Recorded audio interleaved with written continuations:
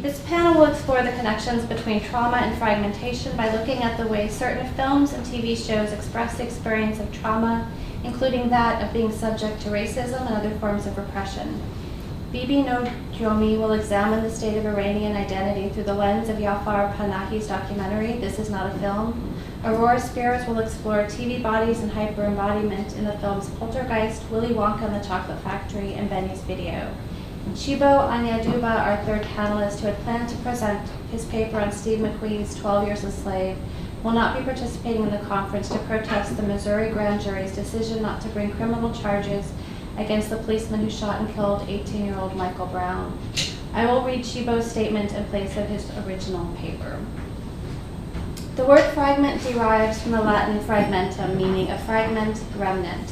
It means literally a piece broken off, from the root of frangere, to break. What does it mean to fragment, to break off? And how is this fragmentation, this becoming remnant, related to trauma? Some traumas we can incorporate, make things out of. Great art is often the result of this kind of troubling, but some traumas stay within us, permeating on a cellular level. Of trauma, the philosopher Avital Ronell writes, trauma can be experienced in at least two ways: as a memory that one cannot integrate into one's own experience, and as a catastrophic knowledge that one cannot communicate to others. In this case, trauma is silence, or rather, silence is the result of trauma.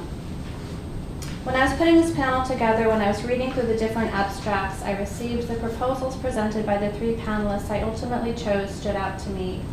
Though disparate in topic, they each addressed contemporary issues related to trauma and the breaking down or fragmentation that results from trauma. Chigbo's paper, Cinephilia and the Historical Trauma Film, Reanimating the Repressed in McQueen's 12 Years a Slave, is an examination of, in Chigbo's own words, Steve McQueen's 12 Years a Slave as a historical trauma film that animates and ennobles repressed traumas of Black slavery in America through intricate deployments of filmic strategies.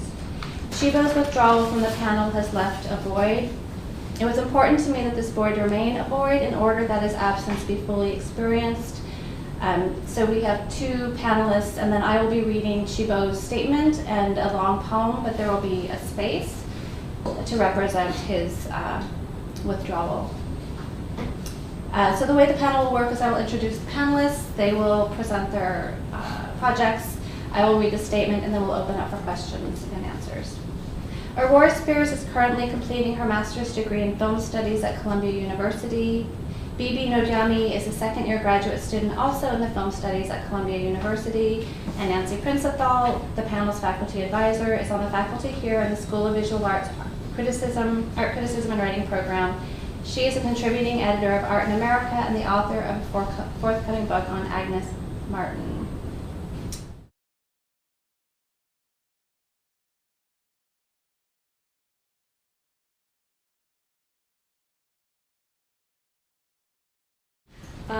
Okay, this is about the film essay and Jafar Panahi's search for self in This Is Not a Film.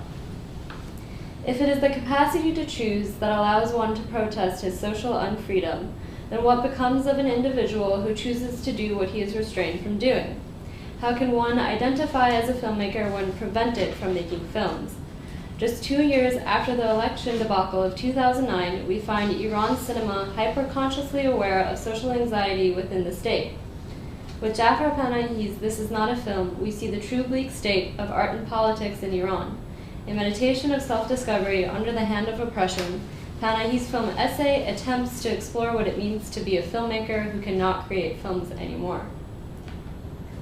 Panahi was arrested a year earlier in 2010 for what remains to be a rather vague charge against his filmmaking. We are only led to believe that the charges could allegedly be fixated against his affiliations with the Green Movement, an opposition party that was headed by candidate Mir Hossein Mousavi. In This Is Not a Film, he makes note of several films he had planned on creating that were never approved of by the ministry. After imprisoned, Panahi went on a hunger strike until he was released upon $200,000 bail and issued to house arrest. He has since been sentenced to 6 years in prison, with a 20-year ban on filmmaking, screenwriting, and attending any international cinema functions. His voice muted, or so we thought. Flash forward a year later, We watch him eating breakfast in the home he's been confined to as he calls his documentarian friend Mojtaba Mirtamasp to come pay him a visit. After this introduction, the film's opening title card gives us a solid foundation. This is not a film. If what we're watching in a traditional sense is not a film, then what can we define this moving image as?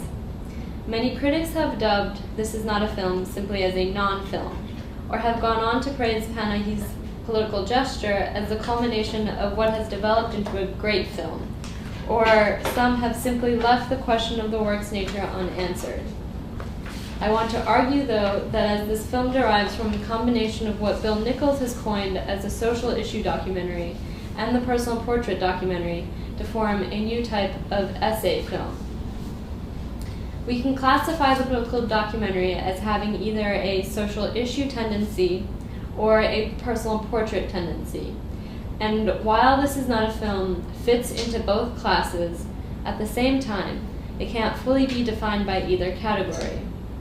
Nichols further explains by saying, social issue documentary might seem to go with the expository mode and an earlier moment in documentary, whereas personal portraiture might seem to go with observational or participatory modes and contemporary debates about the politics of identity.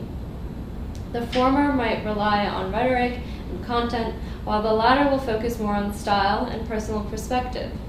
Although there is no question that This Is Not a Film fits more appropriately into the personal portrait documentary, I believe that because Panahi and his friend Mirtamasp are vocally expressive about whether or not what they are documenting will constitute as a film shifts this work into the form of an essay. This Is Not a Film opens with the camera functioning merely as a prop.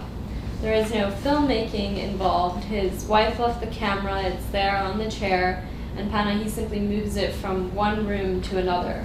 He's left with his only companion, his daughter's pet iguana, Iggy. He makes a telephone call to his lawyer, and when Mirtamasp arrives, Panahi explains what he would like to attempt to do, which is to read his unmade film.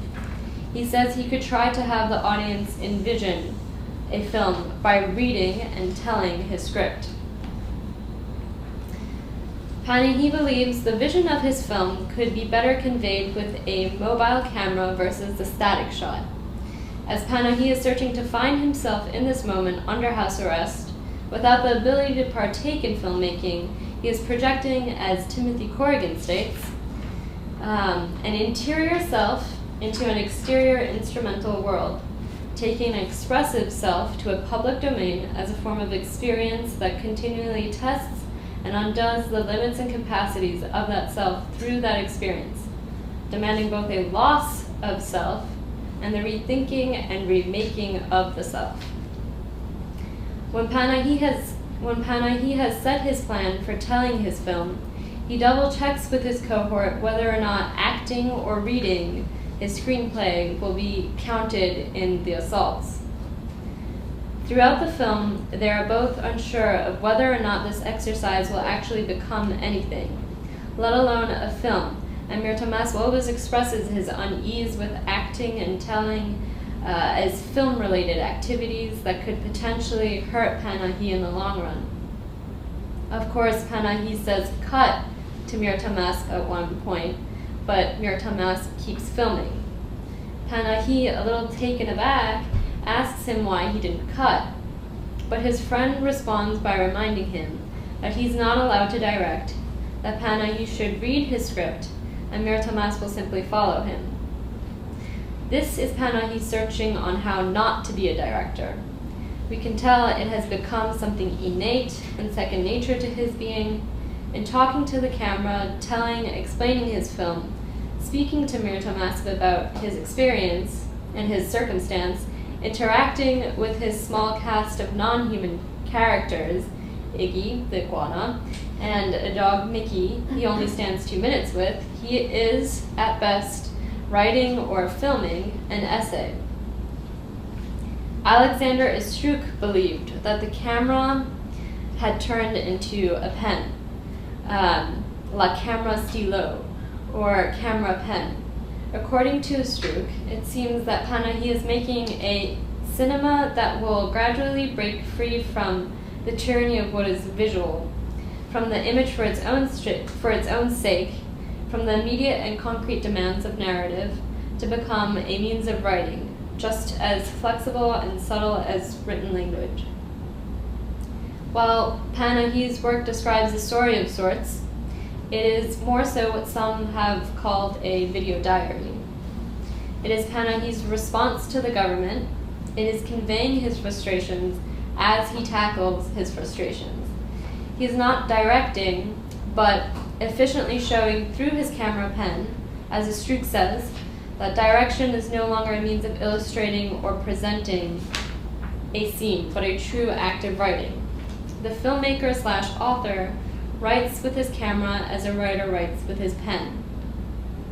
When Panahi attempts to finally tell his film, we discover it's about a girl who's accepted to an arts university, but restricted from attending because of strict traditional parents, and consequently caged in her room by them.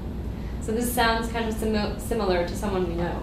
He is Jafar Panahi, a man whose identity is created by filmmaking.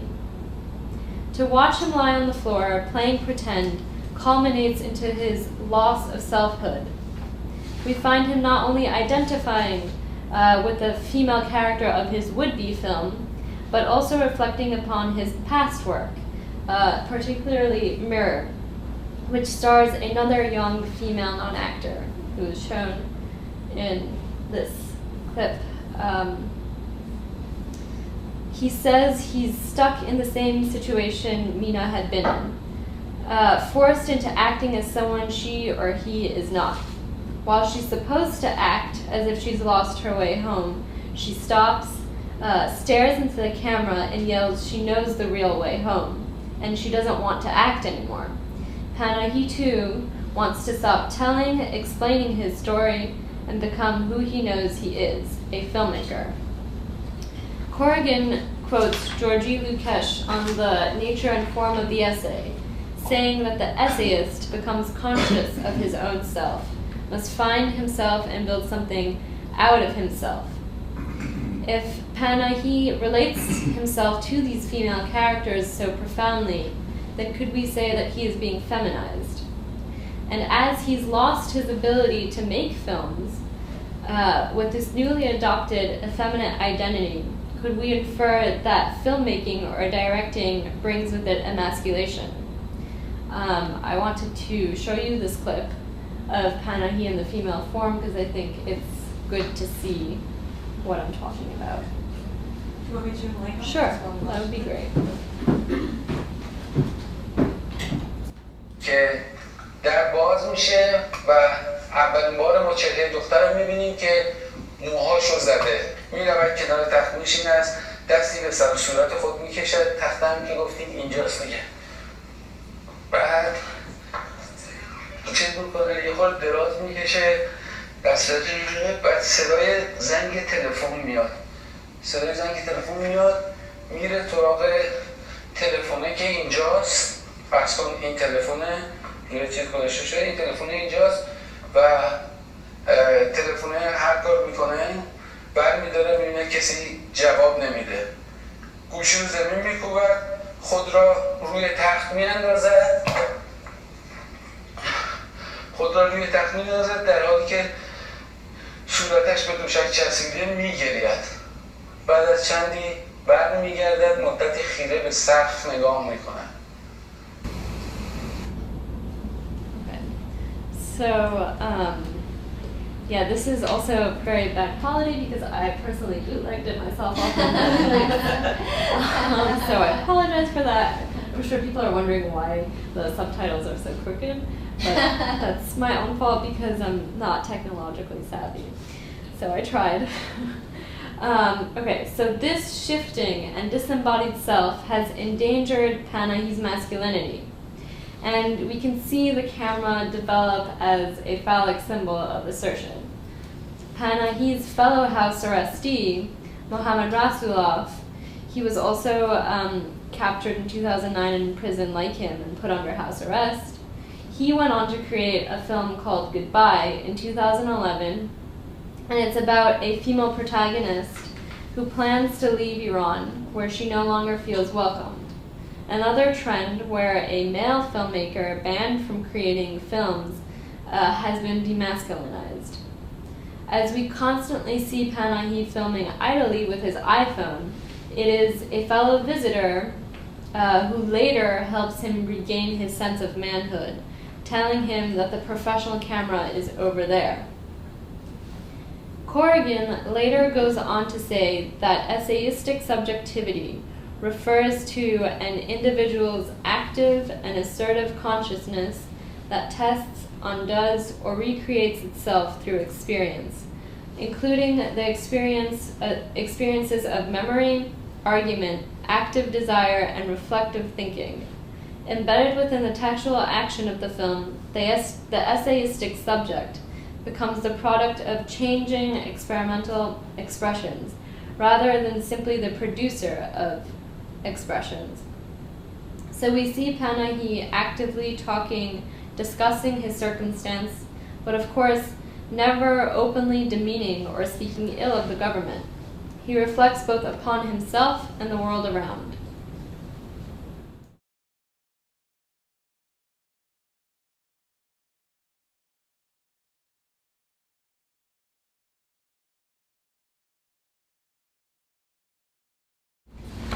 So my presentation today is titled When Cinema Watches TV, TV Bodies and Hyper-Embodiment in Willy Wonka and the Chocolate Factory, Poltergeist, and Benny's Video. In Understanding Media, the Extensions of Men, Marshall McLuhan describes a TV child as follows. The young people who have experienced a decade of TV have naturally imbibed an urge toward involvement in depth that makes all the remote visualized goals of usual culture seem not only unreal but irrelevant, and not only irrelevant but anemic. It is a total and all-inclusive nowness that occurs in young lives via TV's mosaic image. For McLuhan, the TV child is both a manifestation and the result of the extraordinary degree of audience participation that the TV medium allows. Insofar as it will not work as background, it engages you, you have to be with it, he says. In Willy Wonka and the Chocolate Factory, Poltergeist, and Benny's Video, I argue that Mike TV, Caroline, and Benny are avatars of McLuhan's TV child who embody this urge toward involvement in depth as regards the TV medium. While Mike TV seemed thrilled to be the first person in the world to be sent by television, thanks to Willy Wonka's latest invention, Wonkavision, Caroline is attracted to the TV people inside the television set until they eventually capture her and hold her prisoner. In Benny's Video, Benny's fascination for the televisual image leads him to reenact the slaughter of the pig he witnessed, filmed, and has been watching endlessly since then, and to kill the young girl he has brought home. In this regard, the depiction of Mike, Caroline, and Benny as TV children may be understood in terms of J. David Boulder and Richard Grusin's analysis of the TV medium and its claim to immediacy, as they say, as an authentic emotion offered to the audience thanks to the, quote, capacity to record and display images simultaneously with our viewing, and therefore create a quality of presentness of here and now, end quote. In part because much research has been written on spectatorship in the age of new media and television, this paper goes beyond the issue of the viewing experience and the consequences of television on the spectator in order to focus on the TV bodies of the three TV children and the ambiguity as both dematerialized images and material body. Drawing upon Vivian Sobczyk's definition of embodiment as, quote, the live body, both an objective subject and a subjective object, a sentient, sensual, and sensible ensemble of materialized capacities and agency that literally and figuratively make sense of, and to both ourselves and others, end quote. I would then propose to analyze these films in line with Bernadette Wittgenstein's analysis of the body in relation to media theory. In Getting Under the Skin, the Body and Media Theory, Wittgenstein explains, and I quote, despite the body's capacity to disappear, as ostensibly with a digital image, embodiment cannot. The experience of being in the world and of thought is therefore an experience of embodiment, end quote. In this regard, I will also reflect on Anne Catherine Hell's views on the post-human as not anti-human, but instead as what she calls a distributed cognitive system in which represented bodies are joined with inactive bodies through mutating and flexible machine interfaces, end quote. although they speak to the fear of loss through the portrayal of the TV children's parents, terrified to see them disappear, perhaps also revealing cinema's fear of television as a symbol of consumerism in Willy Wonka and Poltergeist, and a vehicle of excessive violence in Benny's video. The three films under scrutiny also reveal the persistence of embodiment in the post-human and cinema's more positive take on the televisual medium as another receptacle for human consciousness. In that sense, I will argue that the renewed physicality of the TV bodies defined by and through media is also a form of hyper-embodiment when the relation between oneself and the world is intensified. Ultimately, this analysis of the experience of the body in media both explores cinema's representation of television and seeks to refine our understanding of the human remediated in today's contemporary landscape. So in Carnal Thoughts, Embodiment and Moving Image Culture, Sobchak focuses on the live body and what it means to be embodied. She defines embodiment as a, quote, live body is at once both an objective subject and a subjective object, unquote, and a kind of experience during the course of which one is aware of the other objects in the external world while also being experienced as another object by others external to ourselves. In other words, embodiment is the body inhabited by its consciousness and subjectivity, while the body alone is an envelope or receptacle of flesh and bones which can possibly contain one's consciousness when it becomes embodied. Sobchak sees embodiment as, quote, a passionate devotion to the world, end quote, since this way of being is also an experience of the external world as both other and inhabited by one's body, and therefore the difference between oneself and the world disappears slowly. Influenced by Merleau-Ponty's philosophy of existential phenomenology, Sobchak also considers embodiment as constructed through experiences and therefore moving and changing, as it is always fashioning one's being to the world. In Willy Wonka, Poltergeist, and Benny's video, embodiment is indeed experiences some changes when TV children become TV bodies in television. Drawing upon Sobchak's analysis, one may then wonder what happens to the live body or embodied self when the real bodies turn into TV bodies, or in Anne Catherine Hell's terms, when enacted bodies and represented bodies are, quote, brought into conjunction through the technologies that connects them, end quote. What kind of embodiment do the TV children now experience? Eventually, are TV bodies objective subjects and subjective objects whose devotion to the world is passionate? In Willy Wonka, after Mike is captured by a Wonka vision, his body turned into a million pieces floating in the air and then reassembled, the TV child appears on the small television screen. As Wonka has emphasized earlier, the process only changes the size of its objects, while its other physical characteristics remain the same, and one can reach out and grab the object in the television. After being sent by television, therefore, Mike's body only appears smaller than before, and Mike becomes the victim of the self-amputation technology as inflicted upon him. When she sees him on television, Mike's mother looks and sounds panicked, and she accuses Wonka of having harmed her son before fainting when the boy is sent to what they call the taffy pulling room in order to be stretched back. In fact, Mrs. TV's reaction is quite similar to Caroline's parents after they realize that their daughter has been caught by or within their television during the storm. In both cases, one may identify these characters' distress with a fear for the uncanny provoked by the children's body shift. And on the psychology of the uncanny, Ernst Jentsch defines the uncanny as follows. This word, unheimlich, or uncanny in English, appears to express that someone to whom something uncanny happens is not quite at home or at ease in the situation concerned, but the thing is, or at least seems to be, foreign to him. In brief, the word suggests that a lack of orientation is bound up with the impression of the uncanniness of a thing or incident. End quote.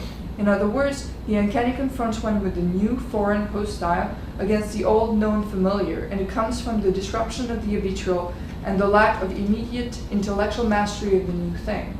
For Freud, however, Jentsch's definition of the uncanny is clearly not exhaustive, and for him, quote, although it seems obvious that something should be frightening precisely because it is unknown and unfamiliar, the converse is not true. Not everything new and unfamiliar is frightening. End quote. To put it differently, what makes the unfamiliar so frightening sometimes, or what is so frightening about the unfamiliar which has become uncanny? Freud's answer to these issues has to do with the repressed that reemerges when confronted to something new which echoes the past. As far as Willy Wonka and Poltergeist are concerned, it has been quite common to connect the critique of consumption for Willy Wonka and disbelief in technology and the American family in Poltergeist to some idea of the repressed in modern societies. However, I suggest another interpretation of these films, according to which the parents' experience of the uncanny would come from their children's loss of physicality within the TV medium. More specifically, the power of the uncanny comes from its ability to disguise itself, to lie, and to make the parents believe in the bodilessness of their children, while Mike and Carolyn are actually given a new form of physicality and media embodiment. In Benny's video, Benny's parents are not directly confronted with the teenager's TV body when he kills the young girl, and their reaction is therefore of a different nature. Nonetheless, this film also displays Benny's other form of physicality within the TV medium, which coexists with the boy's real body as a double. On the other hand, Mike's and Carolyn's TV bodies can be seen as substitutes for the real body. In any case, I believe that Willy Wonka, Poltergeist, and Benny's video all suggest the existence of TV bodies, media physicality, and a certain form of embodiment when the TV children go beyond the television screen. In Poltergeist, for example, young Carolyn's body does not disappear altogether. Instead, it is transformed by and through the televisual medium within which it becomes a TV body. During the opening sequence, when Carolyn kneels down in front of the screen for the first time, she says, "Hello, what do you look like?" A few seconds later, she raises her hands and touches the screen. Here, the film emphasizes the physicality of the TV people inside the television and that of the television itself. Similarly, a few days later, when Carolyn, her brother, and her parents are asleep in the same bed, whisperings coming from the television set wake Carolyn up, and she walks up to the television and starts touching the screen. This time, however, the physicality of the medium takes a more concrete shape as a ghost-like hand comes out and goes through Carolyn's body toward the wall. When her family wakes up, the child says they're here, and she's talking about what she called the TV people. Although this apparition does not seem to have a human body and material envelope, it certainly exhibits a certain kind of physicality whose origin lies within the television and its mosaic image. Later, when Carolyn is absorbed into the TV during the storm, in a similar fashion to Mike TV, her brother is the first to understand that the voice calling Mommy desperately is coming from the television set. For a brief moment before the boy localizes Carolyn's voice within the TV, however, her voice corresponds to what Michel Chion calls an acousmètre, or, in his words, a voice wandering along the surface at once inside and outside, seeking a place to settle, unquote. Once Diane and Steve have found the source of this voice without a place, as Chion would put it, they also discover the physicality of their TV and they acknowledge the new bodilessness of their child. As far as Carolyn's acousmatic voice is concerned, this moment problematizes Chion's conception of the acousmètre. On the one hand, her voice has become an acoustic machine identified with television. On the other hand, Robert's discovery also corresponds to the de-acousmatization of his sister's voice, which has found a new place within the television set. In fact, Carolyn has been given a new physicality and her body is now the machine. Later in the film, Carolyn and the TV people's bodies become less associated with television and the sight of the uncanny moves to the children's bedroom and into a more abstract, supernatural realm. In the first part, however, Carolyn's involvement into the TV medium transforms her physicality and her TV body is invisible, omnipresent, immaterial, and at the same time localized inside and or identified with the TV. In that sense, her experience of media physicality is very much different from Mike TV's.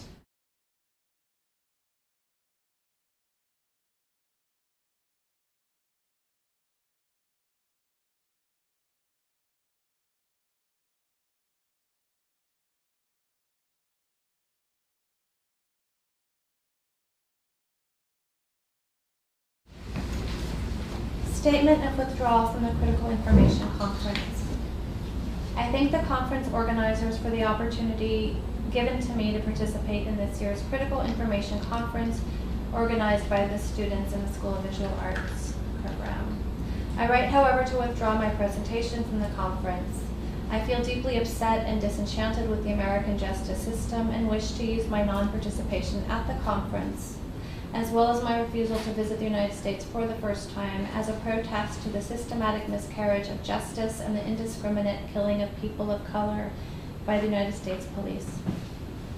My decision is personal, and I do regret and apologize in advance for any inconvenience my decision may cause to the excellent efforts the organizers have put into setting up this conference. I consider my selection to speak at the conference a rare opportunity to interact with scholars whose insight will surely be helpful to my work. It is all my loss, and my anger is against the United States justice system. That a country that parades itself as the epitome of democracy and justice in the world could so blatantly and continually permit and tolerate nonsensical police killings of people of color and refuse to do anything about it. That America has remained unwilling to reflect upon its primitive systems that are founded on a history of slavery and systematic racial abuse for me, shows a nation that has arrogantly refused to live up to the principle it claims to possess. I had planned to attend the SVA conference to discuss Steve McQueen's film 12 Years a Slave. I had planned to discuss the film as a reanimation of repressed traumas of black slavery in the United States. I thought that the film's ending with a family reunion was a message of survival, the audacious refusal of the family and community systems to succumb to the violence of slavery and racism. Those were the themes I had hoped to discuss at the conference. But to speak of survival and resilience will belie the fact that in the 21st century, United States policemen shot and killed a black boy of 12 playing in a park because he had a toy gun. To speak of survival will belie the fact that several black youths in the United States have been denied the opportunity to strive to survive. To speak of the resilience of community will belie the fact that the American system is antithetical to the ideals of communal strength. All because America still patronizes an unfair system of injustice and racism. So I refuse to attend the conference to speak about survival and resilience, for that will belie the reality that the likes of Michael Brown and Trayvon Martin did not survive. It will belie the fact that, like Eric Garner, many folks of color are deliberately being choked out of existence because they are classified as the wretched of the earth. I join numerous other voices to call for not justice and reform, but also for deep meditation on what it means for historically oppressed and marginalized groups to survive in America today. Once again, I apologize to the conference organizers and other attendees for my decision not to attend the conference. May we meet in better times. Chigbo Anyaduba, University of Manitoba, Canada. And I'm going to read a longish poem by Claudia Rankin. She is an African-American poet whose book, Citizen, came out, I think, October, it just came out. Did you work the light, Cindy? Sure.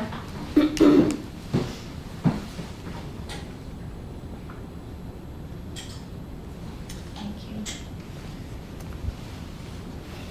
This is called Stop and Frisk, script for situation video created in collaboration with John Lucas.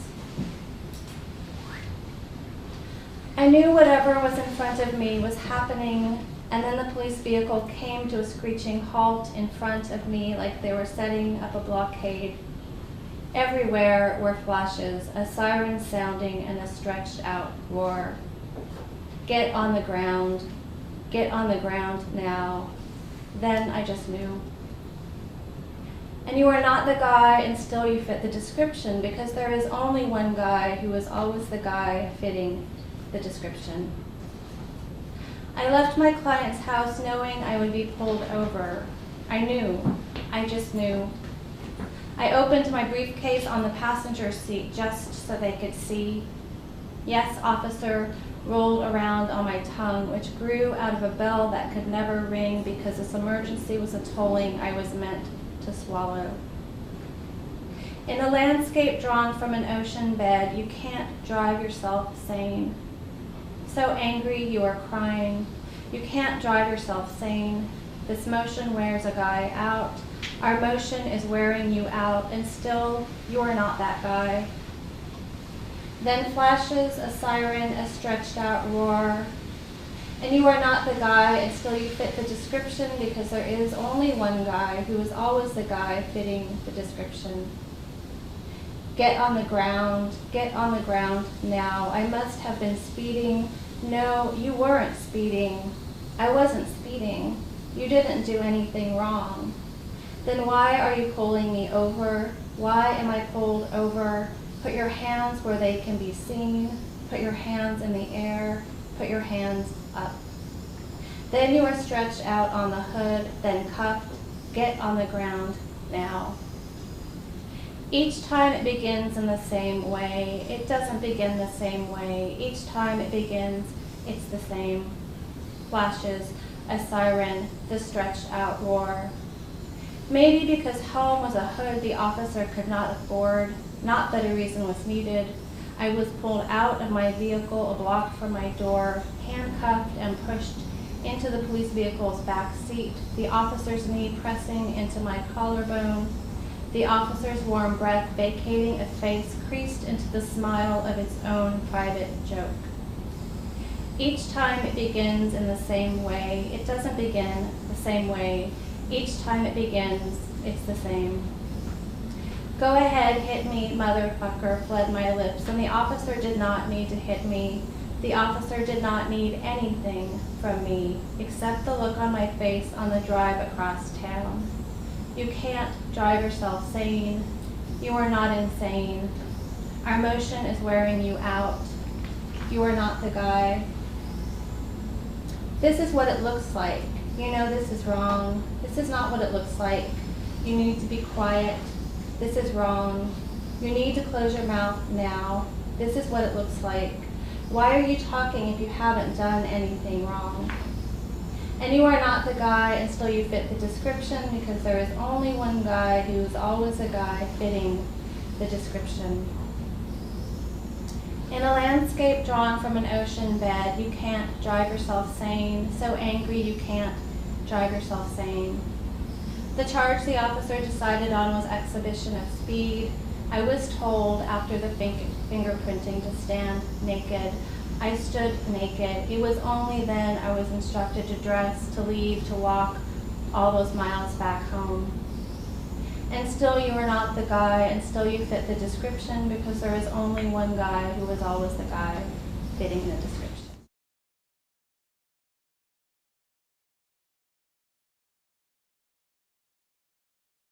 I would like to ask how, given that this is atypical in terms of you had a person withdraw and you have the papers that are, how did you see to envision it in light of Chigbo's withdrawal and Aurore's and Bebe's paper?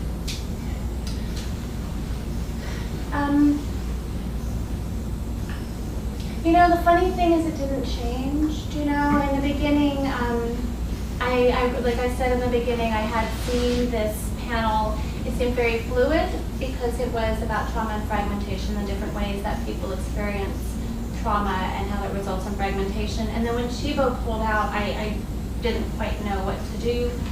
And I thought I had to redo everything, but really it's just the same, except it's his not being here as sort of an enactment of the trauma and the fragmentation itself. It's another kind of doubling, my standing in for him but not standing in for him, the void. So it just made it more animated in a way. That's, animated's not the right word, but you know.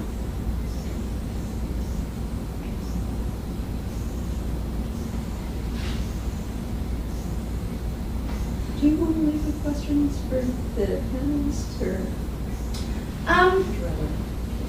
You can ask the questions if you'd like. Okay, I'll begin with a question, and it's to both of you, and it's rather broad, and it has to do with the language of trauma, and you know, there are incredibly striking relationships between your presentations as I see them, and they have to do with having chosen subjects that deal with questions of dissociation, disappearance, speechlessness,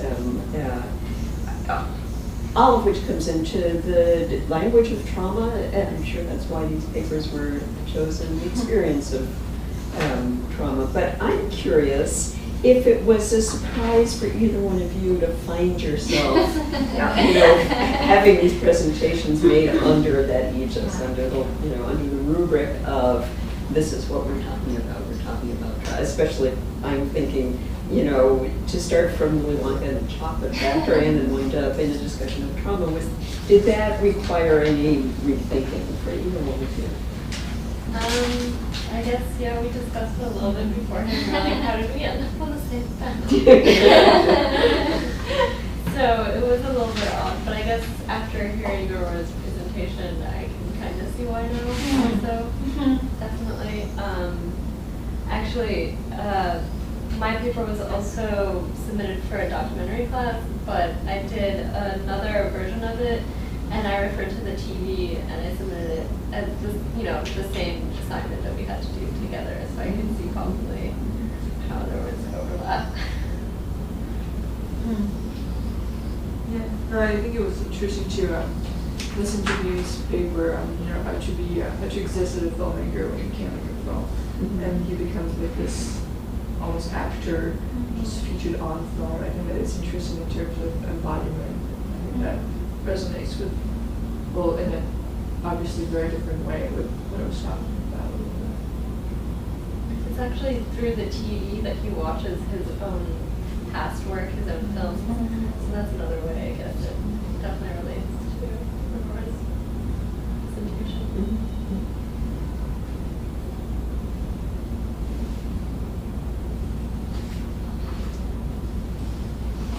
So one thing that happens with both of these presentations is a sort of shifting boundary between the experience of trauma as a personal event, as something that happens to somebody in the most isolated and individuating circumstances, and a collective event. In the case of Panahi's film, an event that is political, is about the experience of living in Iran under these circumstances, and I guess in your presentation, the collective experience of the dissociating conditions of life under the televisual regime, or the life in the digital regime, wherever we are now.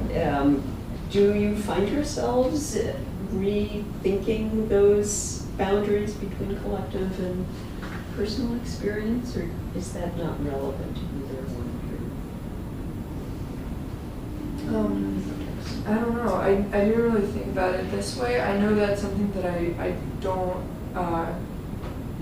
didn't detail too much in the paper, was maybe the difference between generations, older people and younger people and the experience of media.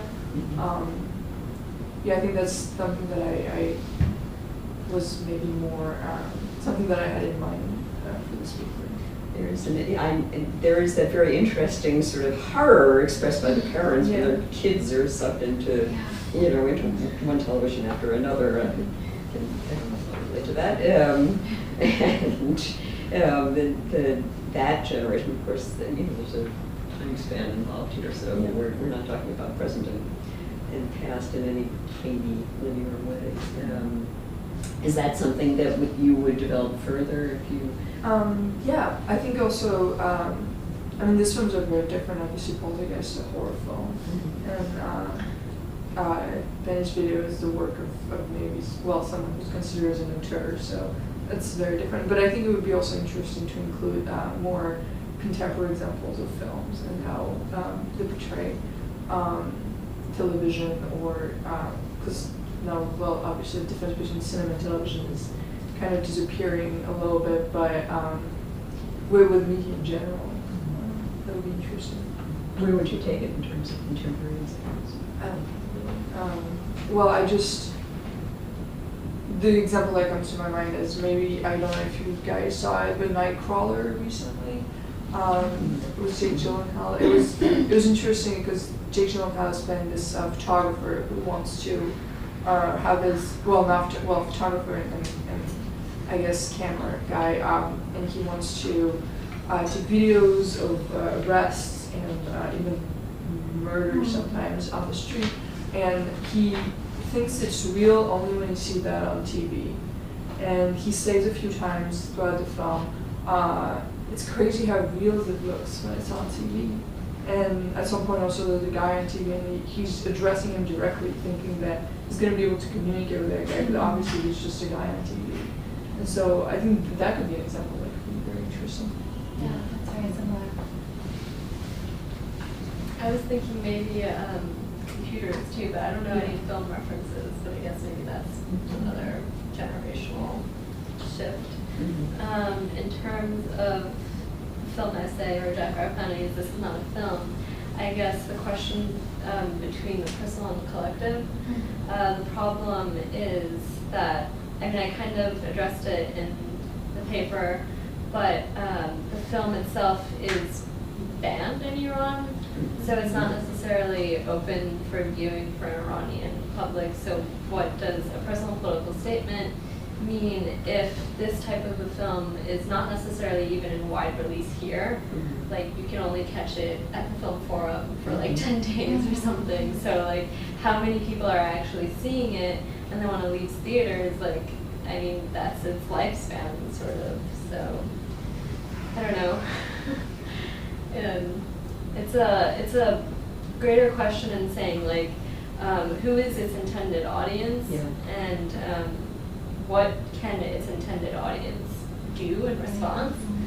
So Do you have answers to those questions or thoughts about it? Or if can anyone you even say anything about the distribution? How it I mean, like, the problem with, for example, his next film, Closed Curtain, that came afterwards, it was in theaters for, like I said, 10 days at the Film Forum, but after that it was just completely out of reach, and I spent all semester long scouring, trying to figure out who to go to actually get another copy of it to write about for my thesis. And finally, there's like an online screener from one of its distributors, because the distributors that, when you Google it, they don't show on their sites that they actually own the film. So you have to know someone in the industry to actually like get access to the film. It's not on the web, it's not searchable, it's not on their catalog, and so on and so forth. So it's very like underground, under the radar. So I'm not really sure what my answer would be. Something I wonder, because if the audience is, if we're going to be seeing it, but then nobody's seeing it, even if we see it, what can we do? Right. Do you know, because we're not the people who can do something anyway. So the thing I was thinking about is, can film heal? Mm-hmm. You know, what can it do? And if all of this is about portraying these instances, what can that do? Can it do anything? I guess more so for the personal, maybe just the director himself, it's a way of figuring out where he is in this moment. And I guess that relates to the trauma aspect of it. I guess it's his own version of like allowing his own healing process to take place then. Anyway. Yeah, I also thought the theme of doubling was really interesting. It just kept happening over and over, you know, with your talk, and then also with him, and then how he had the whole idea of the female, and then the animals, and this whole idea of the doubling, and then of course me standing in for Chigbo. You know, the whole thing is sort of this, yeah, and I wonder what your thoughts are on doubling, maybe in fragmentation, or what that doubling can do.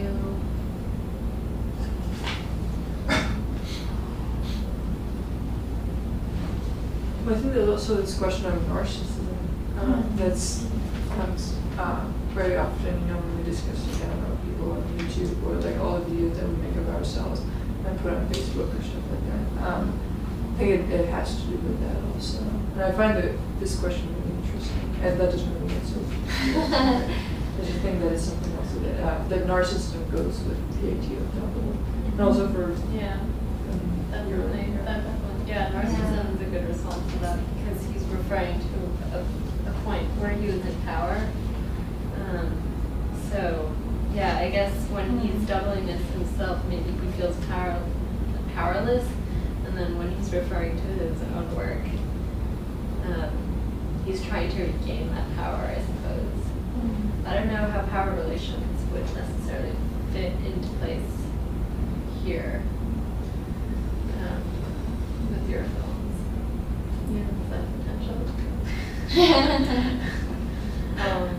Well, I don't know. Narcissism, I think, in Ben's video is interesting because it's something horrible is happening, and yet he just rewatches it. I mean, the character is not aware of of how horrible it is, but he's just watching the same video, and it's like the pleasure of seeing yourself on screen is it's greater than anything else almost. I thought it was interesting. And there are also different moments in the film where the idea of double plays. Later he shaves his, I don't know if anyone's familiar with the film Minutes Video, but later in the film he shaves his head, and so he doesn't look like the kid at the beginning, but he's wearing a t-shirt with a picture of himself with grown hair, like at the beginning of the film. So it's like these two images just are superimposed for just a spectator. I think it's an interesting film for that. Also, I think with especially with Ben's video, that's the film I'm most familiar with, but the idea of numbness and the idea of watching that over and over. I mean, first of all, he's a number, he wouldn't have done it. But then also to watch it over and over is also sort of to make more of that numbing of it. Yeah. Which to me, I mean, that speaks to trauma and this sort of way of healing yourself, sort of. Can you relation to it? Cindy, I wonder if you want to elaborate at all on,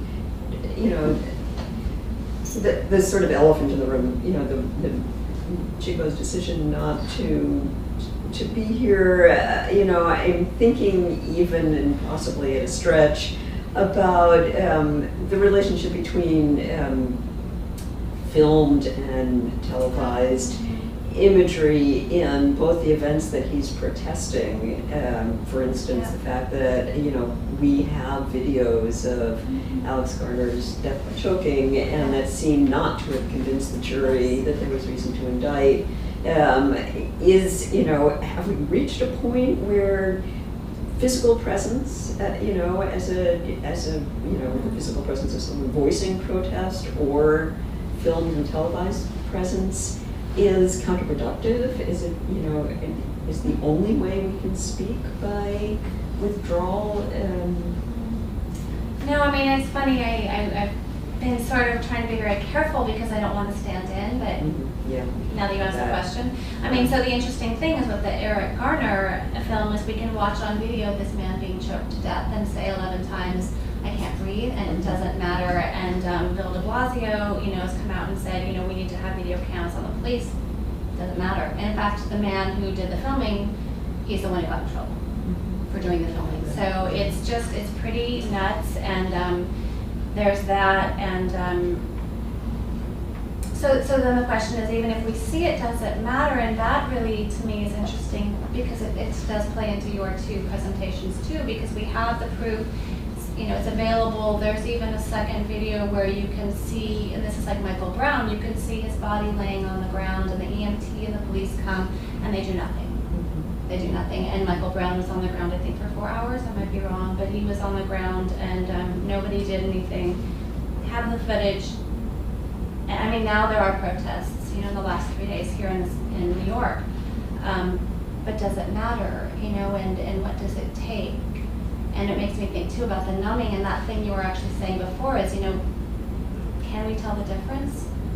And that also reminds me of, sorry, I forgot his name, but the 6th grader in Cleveland who was shot. He had a toy gun, and Tamir and he, the cop came, I guess, literally just shot out of the car, a little boy, and so that too is that thing about, it was a toy gun. The people who called 911 and said there's a little boy with a toy gun said a toy gun. I mean, I don't even know why they called. But anyway, they knew it was a toy gun. So there's a question again about like what's real, what's not real. It's a can of worms, I feel like. It just keeps opening. But yeah. Any thoughts from folks anybody from the audience have any thoughts on any of this? I'm just interested in how you can connect the idea of doubling to this dichotomy between the real and the unreal, which can then become like a question for everybody, I guess. But because this is something that you think came up in both presentations, and then this is also something that you've mentioned in relation to all of this happening with Ghana. So if that becomes a way to think about these things, just the idea that in doubling and how it connects to the real and the unreal, I guess. I mean, the thing I'm thinking about with this case is I was thinking about the officer who saw Michael Brown and said he was a demon, and he saw him as a Hulk, and there were all these ideas that had clearly nothing to do with the 18-year-old boy. You know, it was all these other ideas, and thinking of that and how these things that come from the media, the only representation we have of Black Americans on the television are these, I mean, I don't have a television, so I don't know, but there are these TV shows and these ideas of, and this is the, and so this creates an idea that people then piece together when they come across a real person. And I think that's a kind of really complicated doubling, but I think it's real. You know, a lot of these cities, these things are happening and are extremely segregated. You know, so if the only experience you have is on the television, you know, or movies, that's a kind of doubling.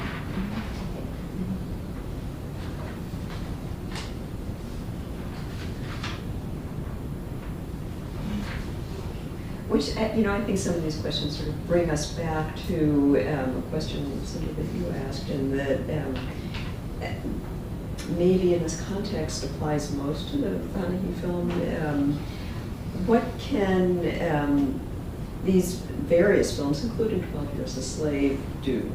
In other words, you know, what is the consequence for him, for other filmmakers in Iran, for us, of this very curious, you know, kind of not quite documentary, not quite, you know, essay, as you called it, not an attempt. What does it do? I'm not sure what it does. I guess it's just a type of awareness that's just, you know, put out there, but it almost seems like futile, like you said, like what, you know, what exactly is the point, and how real does it seem to? Mm-hmm. I'm not sure. I haven't figured out an answer to that yet. It is a form of protest to the government, and, you know, what's going on socially, but I'm not sure how it can peg social change, you know, or like garner some sort of social change. Same with 12 Years a Slave. I think it won the Oscar, correct? Right? Yeah. But I mean, there is awareness to it, and it's in the, you know, limelight. But so what?